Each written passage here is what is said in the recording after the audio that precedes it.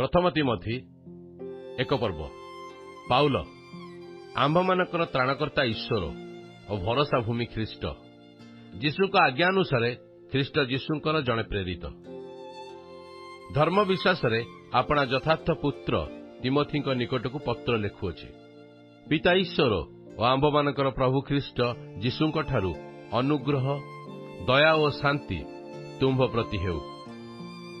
मु माकिदुनिया को जीवा समय तुम्भकु जे प्रकार अनुरोध करी सेपरी तुम्भे एफिसी रे रही केतेक लोक जेपरी भिन्न शिक्षा न दियंती कि कल्पित गल्प और अशेष वंशावली रे मनोजोग न करती एथि निमंते सेमानकु आज्ञा दियो।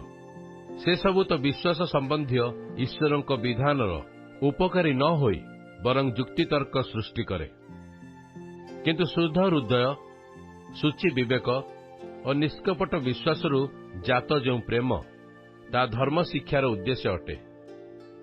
कई कई यही समस्त विषय प्रति लक्ष्य न करी असार कथार आसक्त होई पथभ्रष्ट होई अछंती।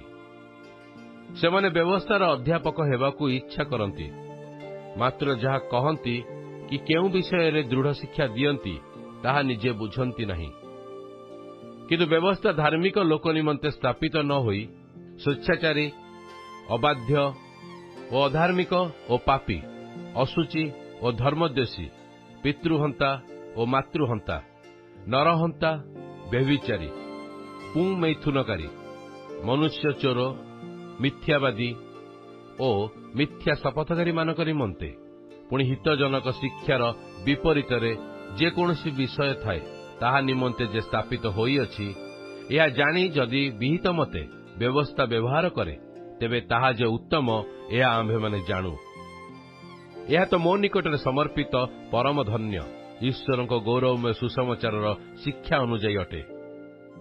आम मानकर जो प्रभु जीशु ख्रीष्ट जीशु मते सक्षम करियछंती ताहांकु मु धन्यवाद देउछि जे से मते विश्वस्त ज्ञान करी सेवक पदरे नियुक्त करियछंती। यद्यपि मु पूर्वे निंदक ताड़नाकारी और अत्याचारी थिली किंतु मु अविश्वास हेतु अज्ञानपण ताहा करिथिली बोली दयाप्राप्त हेली। आउ आम्भमानक प्रभुंक अनुग्रह ख्रीष्ट जीशुंक सहभागितार विश्वास और प्रेम सहकारे मो प्रति अति प्रचुर हेला। पापी मानक परित्राण करने निमंते ख्रीष्ट जीशु जे जगत रे अवतीर्ण हेले एई वाक्य विश्वास और सर्वतो भावे ग्रहणयोग्य। से पापी मानक मध्य मु प्रधान तथापि जो माने भविष्यत काल रे अनंत जीवन पाइबा निमंते जीशु ख्रीष्टंक ठारे विश्वास करिवे सेमानक निकटरे दृष्टांत स्वरूप हेबा पई प्रधान पापी जे मो ठारे से जेपरि आपणा पूर्ण चिर सहिष्णुता प्रकाश करती एथि निमंते मु दयाप्राप्त हेली।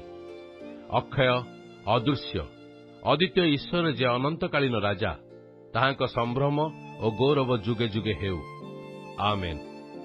हे वत्स तिमोथी तुम विषय पूर्व उक्त समस्त भाववाणी अनुसार मु तुमको ए आज्ञा देउछि जेपरि तुमे माने से समस्त भाववाणी साहाय्य उत्तम युद्ध करिपार विश्वास और सूची विवेक धरी रख ता परित्याग करिबारु केतेकଙ୍କ विश्वास स्वरूप जहाज भग्न होइअछि सेमानक मध्यरु हुमनाय और आलेक्जेंडर अन्यतम। एमाने जेपरि शासन प्राप्त होई ईश्वर निंदा न करंती एथि निमंते मु एमानकु शयतान हस्तरे समर्पण कली।